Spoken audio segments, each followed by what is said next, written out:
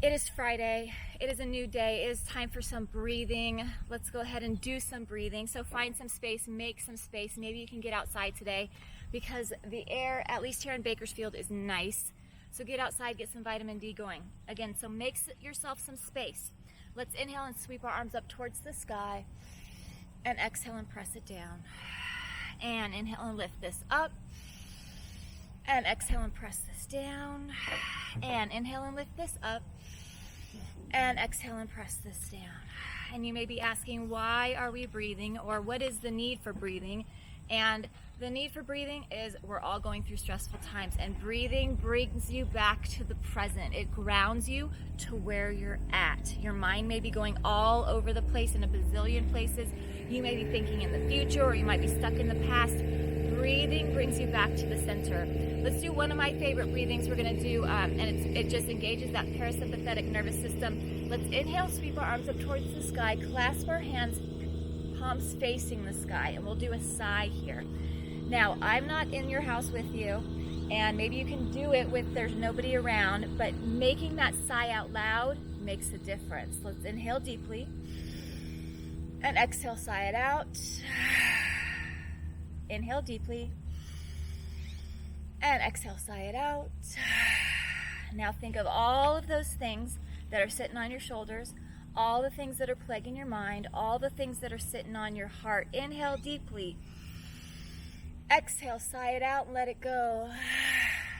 Inhale deeply. Sigh. One more time. Inhale it deeply. And sigh. Good. Maybe release those arms. Maybe take it a little bit from side to side. Oh yeah, that feels good. Maybe reaching over to one side and reaching over to the other side, bringing some movement into this, getting your brain going, getting that dose, that dopamine, oxytocin, serotonin, getting that all together, those endorphins, getting them moving. So as you know, I am taking you guys through our John Muir Trail this year, and it got cut short because of the creek fire. But right now I'm on day 3. And day 3 we've still got blue skies. I think it's August 30th at that point. So this devotional on day 3 was something though that stuck with me for the rest of our trip, for the rest of the time. And it's from Amy Carmichael's You Are My Hiding Place. That's where all of the devotionals are from. And it's called If Only. And it starts off with Isaiah 57:15. This is what God says, our God who lives forever and whose name is holy. He says this, I live in heaven, a high and holy place, but also with you, who is lowly in spirit, meaning humble, meek, in a low position, simple, modest, and those who are contrite, or those who are remorseful and desire for atonement. God lives with the lowly and contrite, and the humble, and the repentant. So all of that, to revive the spirit and revive the heart. I will not accuse forever. This is what God says. I will not accuse forever, nor will I be angry always. I have seen his ways, men, their sinful ways and greedy ways, but I will heal him, and I will guide him and restore and bring comfort to him. So in 1640, Samuel Rutherford writes a letter talking about how hard it is to be patient if we allow our thoughts to become stuck down among the confusing rollings and wheels of second causes. I know this is kind of confusing, but by this he means all the times that we have said, if only I hadn't been in the wrong place, or if only I had gone at a different time. He means that the subtle temptation to link together earthly cause and effect. We have to fight against this temptation to escape the confused, grinding second wheels of this logic. Rutherford cries to us from across history and says, look up. Look up to the master motion and the first wheel, our original first wheel, which is God. So September 5th, I climbed up a high hike, and this is days after day 3, but at about 11,000 feet at a pass. And from this height, a cloud, or what looked like a cloud, grew larger and larger in the distance. Something was wrong, desperately wrong. I knew this. A small fire, the creek fire, had suddenly found fuel among dead trees that had been infested by the bark beetles.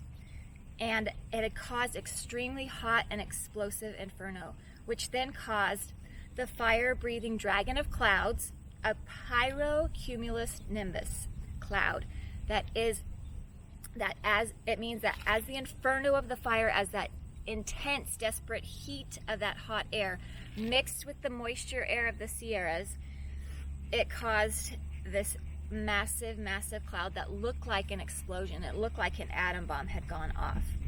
And I looked over, and it was in the Mammoth. It was in the area where we were going to be hiking. And it was at that point I knew deep in my heart that our hike was over. I knew that we would have to be looking for an exit, and I also prayed to God that there was nobody that was hurt, because it had looked like an explosion. And this is what goes through my mind. If only it wasn't so dry. If only the bark beetle didn't exist or had been brought to California, or you can go on and on with that.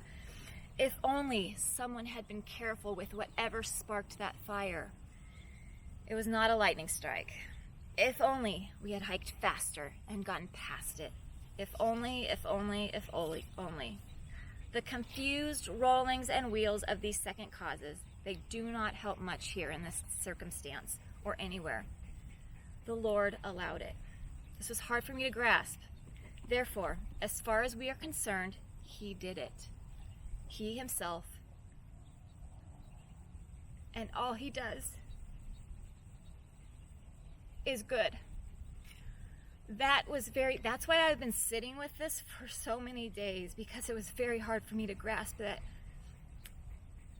following the logic, following God's character, following if we trust in who He is, He did it. And all He does is good. We knew hundreds of thousands of people were praying against the creek fire. They were praying for the people there. They were praying against this devastation. And I knew some people were specifically praying for us, for my husband and I, as we tracked through the backcountry towards an exit. But because the fire did not stop, should we say that our prayers were not answered? This is a petty view of our Father's love and wisdom. It demands that we expect an answer according to our desire. My desire, and I knew it had become a selfish one, was to finish the 100 or so miles that we had left. We see hardly an inch of the narrow time in front of us. To God, eternity lies as an open meadow, and I saw many open meadows. It must seem strange to heavenly people that have reached the beautiful end that you and I should ever question what God allows to be or happen, or that we call prayer unanswered when it isn't what we expect. Isn't no an answer? Isn't heaven an answer? We can cripple ourselves spiritually by going over and over and over the what ifs. The what if, what are the what ifs that you are going over and over that are plaguing you right now? We can exhaust ourselves, cripple ourselves, not allow ourselves to move. We get frozen if we get stuck in that what if. But isn't this pride? This was hard to grasp too. Isn't this me trying to take the place of God, of my Lord and Shepherd? And I ask God to help me to be contrite and lowly. Help me to be humble. Help me to be repentant as I grasp the reality of what He has blessed me with. So I encourage you today, this is what was rolling around in my head for about 10 days. And then when we came back for even longer, because I was trying to process what it actually meant. Because at first when I read it, that third day, the what if, I was like, oh great. So my mentalness was, and nothing was happening yet, it was something bad's going to happen, because I'm going to learn a lesson from the what if. Something bad, something bad, something bad. By the time we got to the fire, though, it wasn't something bad, it was something urgent, it was something real. So, and then I come back, have to look at it again and check out, okay, so what? I didn't get that whole part of where God did it? But then I had to allow myself to look at the character of God. I had to allow myself to not be swayed by the character of God wanting to help and comfort. But I also had to understand God is the same yesterday, today, and forever, that he is also the God that pulls us, that shows us in a mirror what we need to be repentant of, that shows us in the mirror how we need to be lowly and humble. So I want to encourage you today, guys. I want to encourage you today and maybe sit with that. I know it's hard. I know it's a tough one, but this is how you move forward. This is how you move on, as you sit with that. What if? What if? What if? What are the what ifs that you are sitting with, again, that are sitting on your shoulders, that's sitting in your head, that's sitting in your heart? The what ifs of the past, or what ifs of the future, or what ifs of the present. I encourage you to process through that and find how you can switch your what ifs to being present, to being grateful where God has brought you now.